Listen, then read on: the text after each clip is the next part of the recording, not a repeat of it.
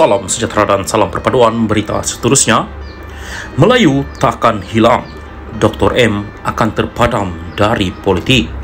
Berita penuh. Presiden Gerakan Dominic Lau menyangkal kenyataan Dr. Mahathir Mohamad yang mendakwa bangsa Melayu akan hilang dalam tempoh 10 tahun lagi. Menganggap dakwaan itu sebagai tidak masuk akal, tegasnya provokasi menyentuh isu perkauman dan agama yang kian berulang daripada bekas Perdana Menteri itu adalah sangat malang.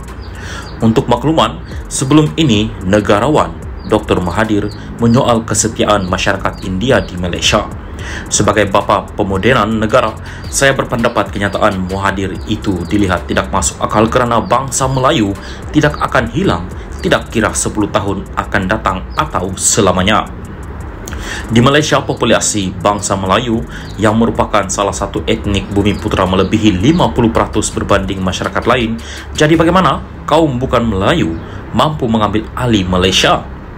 Saya percaya masyarakat dan identitinya tidak akan sesekali hilang, tetapi yang akan terpadam dari arena politik adalah Mahathir, katanya dalam kenyataan hari ini. Sabtu lalu, Mahathir dilaporkan membuat andaian bangsa Melayu di negara ini akan hilang dalam masa 10 tahun akan datang jika keadaan tidak diubah. Dakwanya, ini kerana orang Melayu akan ditawan oleh bangsa lain tetapi tidak melibatkan peperangan. Kata Mahathir, orang Melayu terancam ekoran tiada pihak yang mengambil berat terhadap nasib kaum itu ketika ini. Kita tahu negara dah hilang banyak, nak kata tak tahu tak boleh. Kita hilang 4 negeri di utara, Pulau Riau, Singapura, Pulau Pinang, dan dalam 10 tahun lagi bangsa Melayu akan hilang. Kita bangsa Melayu akan hilang, negara kita seolah-olah kita ditawan oleh bangsa lain tanpa perang. Katanya pada program Minda Negarawan Iktibar 150 tahun Perjanjian Pangkor di Yayasan Kepimpinan Perdana di Putrajaya. Sementara itu, Lau menyangkal kenyataan Mahathir mengenai bangsa Melayu telah kehilangan 3 wilayah di selatan Thailand, Kepulauan Riau, Singapura dan Pulau Pinang. Jelasnya, di tempat-tempat yang dikatakan Mahathir itu masih ada bangsa Melayu yang dilahirkan, dibesarkan dan bekerja dengan aman dan damai. Malah ada yang telah menduduki jawatan nombor 1 dalam negaranya. Malah Kepulauan Cocos di Australia masih menggunakan bahasa Melayu sebagai bahasa harian.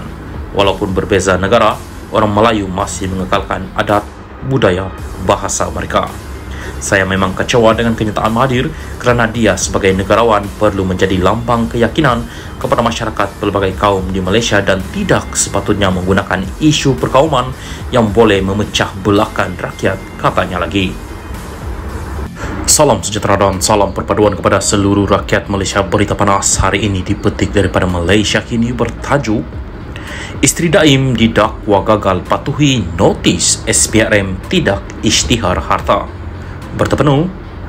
Isteri bekas Menteri Kewangan Daim Zainuddin didakwa di Mahkamah Session Kuala Lumpur hari ini atas tuduhan gagal mematuhi notis SPRM untuk mendedahkan asetnya. Naimah Abdul Khalid didakwa mengikut Seksyen 36(2) Akta SPRM 2009 dan boleh dipenjara sehingga 5 tahun dan didenda sehingga RM100,000 jika didapati bersalah. Dia didakwa melakukan kesalahan itu dengan memberikan akuan bertulis bersumpah yang tidak mematuhi notis SPRM di bawah Seksyen 36(1) Akta SPRM. Bagaimanapun, Naimah 66 mengaku tidak bersalah sejurus tuduhan dikemukakan terhadapnya di hadapan Hakim Azura Alwi.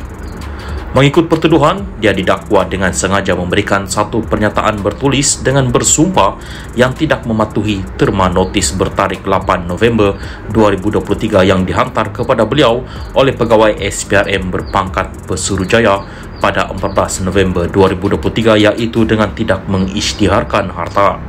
Harta-harta tersebut adalah Menara Ilham, 2 syarikat iaitu Ilham Tower Sendirian Berhad dan Ilham Baru Sendirian Berhad, 2 kenderaan mewah jenama Mercedes-Benz, sebuah rumah di persisiran Bukit Tengku, 4 lot tanah di Bukit Tengku dan 1 lot tanah masing-masing di Pulau Pinang dan Taman Tun Dr. Ismail di Kuala Lumpur.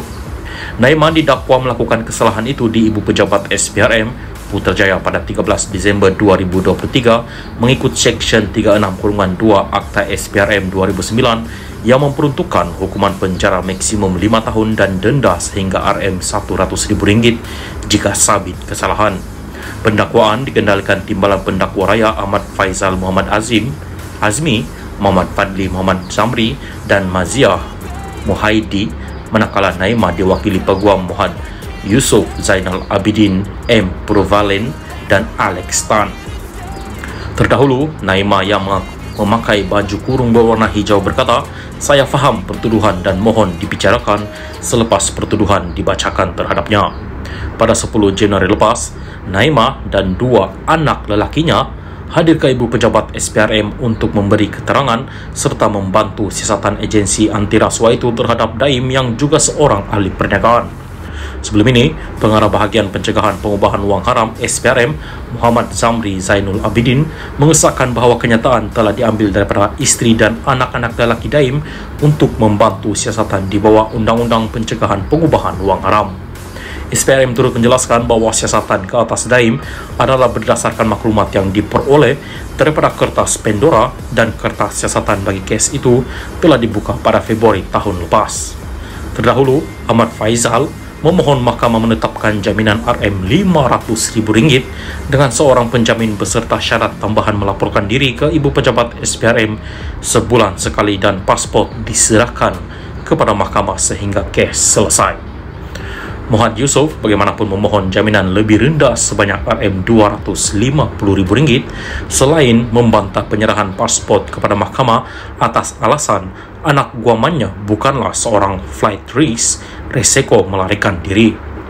Naimah bukanlah terlibat dengan sebarang kes jenayah yang menjadikannya flight risk dan beliau tinggal kediamannya di belakang mahkamah ini sahaja. Dia tidak akan ke mana-mana dan dia berada di sini untuk mempertahankan diri dalam kes ini, katanya. Azura membenarkan Naimah diikat jamin Rm250.000 dengan seorang penjamin serta syarat tambahan pasport diserahkan kepada mahkamah sehingga kes selesai selain menetapkan 22 Mac ini untuk sebutan semula kes.